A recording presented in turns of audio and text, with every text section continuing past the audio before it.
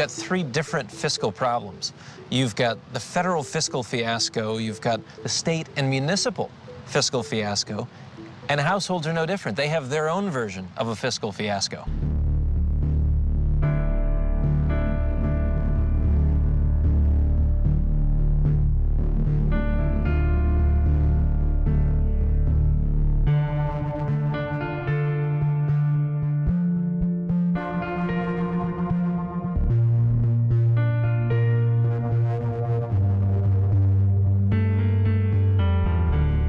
The bigger problem is that as simple as these issues may be, our politicians are doing nothing to solve them effectively.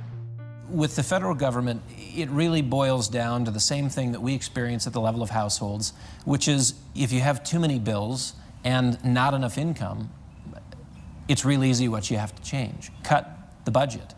Cut the budget. Don't spend as much as you're spending. Last year, 2010, we spent $3.5 trillion, but our income was only $2 trillion from tax revenues.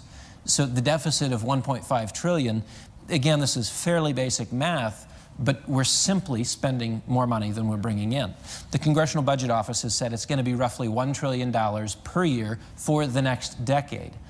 So add to our current stock of debt, the 14, or if you choose, the 20.7 trillion, add to that $1 trillion per year for the next decade. The problem is these estimates have already proven to be too conservative.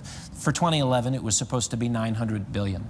In 2011, the first surprise was that it was not $900 billion, but within the first couple of months, they revised it higher to $1.5 trillion. Now, who's counting a few hundred billion here and there, but $600 billion off the mark is saying something. It was only a month later that they revised it even higher to $1.65 trillion for the deficit this year. So while we can entertain the idea of simply tightening our belts and cutting the budget, the realities of bringing spending back in line with our national income are frankly not very realistic because the budget has been politicized. These are promises made by politicians. These are promises made by your legislators and mine.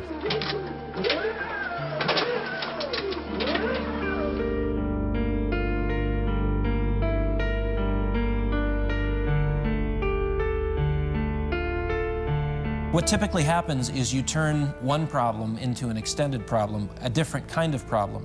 If you don't have the bills to pay today, you borrow from the future.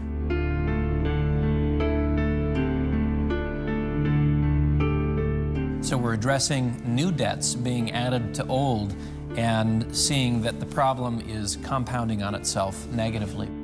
Rollover risk. All IOUs have a date at which they have to be paid back. When you have a bunch of IOUs that have to be paid back all at the same time, or the debt extended, rolled over, there you have rollover risk. With 70% of outstanding debts coming due over the next 36 months, and this is what I'm talking about, we've skewed maturities to where all the IOUs that we have been clustered, and we actually have to make payment on them or roll them over and extend the terms. 70% of outstanding debt comes due in the next 36 months. The social unrest we're witnessing in Europe, we can expect to see in the United States as well, as you see budget cuts and austerity measures put in place, the only other alternative to an outright default on debt.